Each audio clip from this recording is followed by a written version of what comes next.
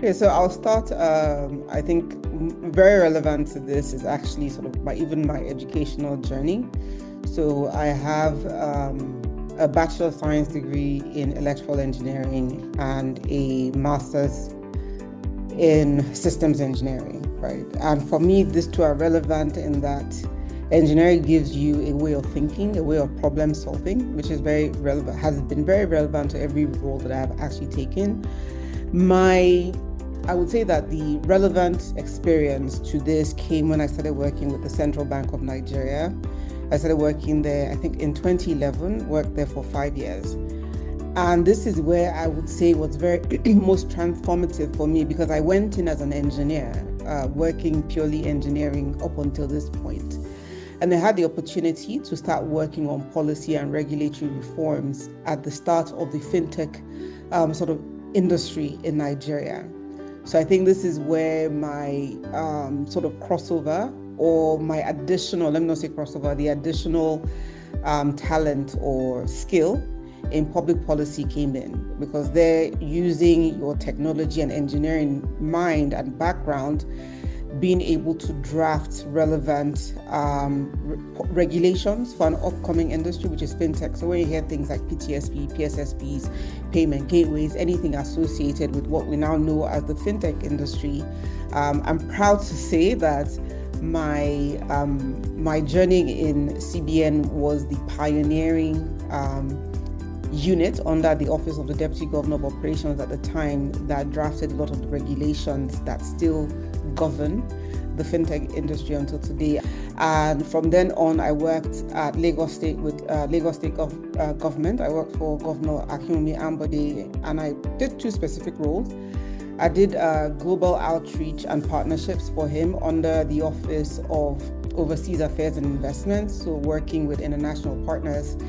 And then eventually I became the executive secretary of the Lagos State Environmental Trust Fund and the SSA to the governor. So I held two roles, and the SSA to the governor on public utilities and monitoring assurance. And this, I think, is the most relevant to Nipost in that my role at Nipost, because this was a reform project.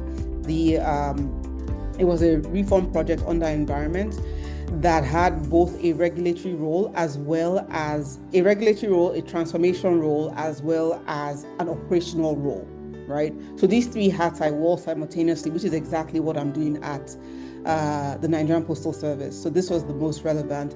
And after that, even though I moved to private sector, I worked for two technology companies, Binance in cryptocurrency, and Uber Technologies, which is a logistics-based technology company, where I worked. For Binance, I was their head of government affairs for Sub-Saharan Africa, and for Uber Technologies, I was the head of public policy for West Africa.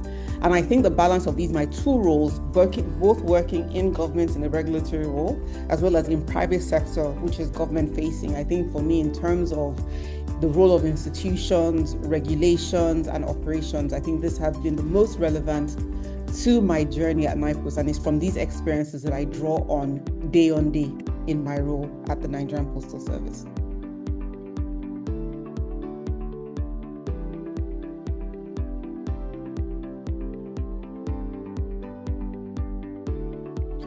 So I have three principles that I anchor on everything that I do. I think the first one is purposeful relevance. So in every job that I do, even in every institution that I work or that I lead, I must be able to answer, the institution must be able to answer a hard question, in that what problem are we solving, or what problem, and how do we serve, how are we serving people, and what problem are we solving? So in Nipost, I would say for Nigerians, because when an institution loses the answer to that question, there is definitely going to be a decline. And so at Nigerian Postal Service, my leadership has always been oriented around keeping Nipost's answers sharp, current, and credible. In everything we're doing, what problem are we solving? And secondly is integrity without compromise, which is obviously very key. So one thing I understand very well is that public institutions are ultimately held together by trust. That's the trust of citizens, of the citizens that we serve, internally of the staff that work in the institution, of our partners, both local and international, and of government. So the moment that a trust is compromised, the institution's mandate becomes hollow. It's just like you're speaking empty words and you're just doing empty things. So I have always held firmly that on the principle that how we do things matters as much as what we do. And thirdly, I would say transformational urgency, particularly for Nipost. Nigeria cannot afford the pace of reform that institutional inertia tends to prefer. One thing I understand from public policy is that institutions are built to preserve themselves and the way that they operate, which is why it's very hard to do reform on large institutions, because institutions by their design have to be able to resist change. If not, in government there will always be chaos. So that same positive that allows our institutions to outlive administrations is also the same character of institutions that has an inertia towards change, right? So, one of the things I understand at Nipost is that we have to move with deliberate speed, because Nigeria cannot afford that sort of reform inertia. So we have to build deliberate speed in building consensus, but also not let consensus building also stop you, right? If there's a path that must be taken, no matter how hard, it must be done deliberately, because change that waits for everyone to be comfortable, as you know, is change that never arrives and never gets done. So those are the three things that I usually anchor on.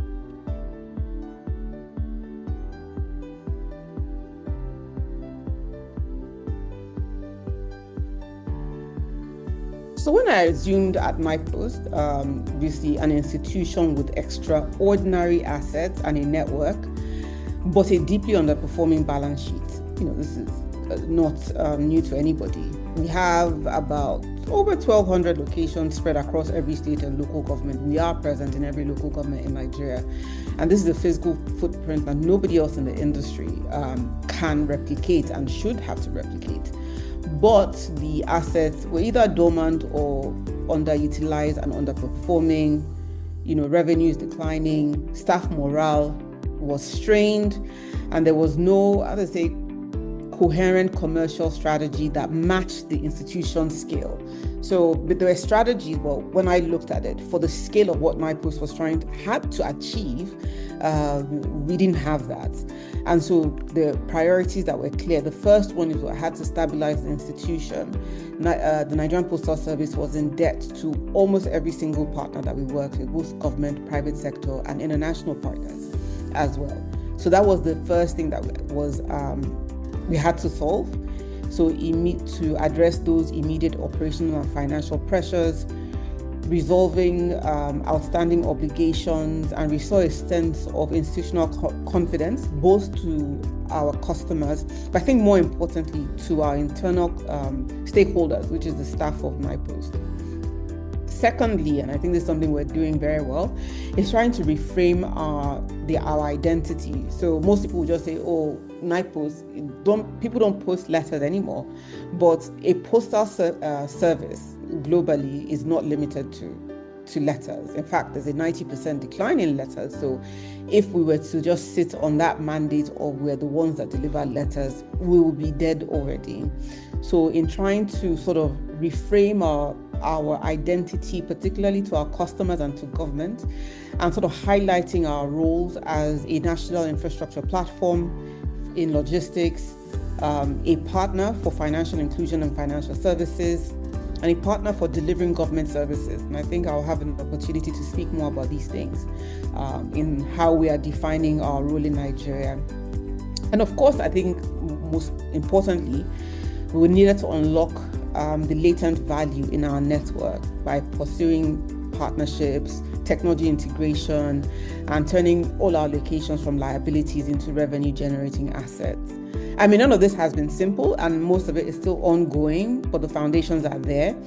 And, for me, in redefining this thing, I have to really thank the people of Nipost for allowing me to use their beloved Nipost as a springboard for sort of some of the ideas that I think have shown that Nipost has a lot more to offer Nigerian government as well as Nigerian and our international partners than just letter pushing letters, so to speak.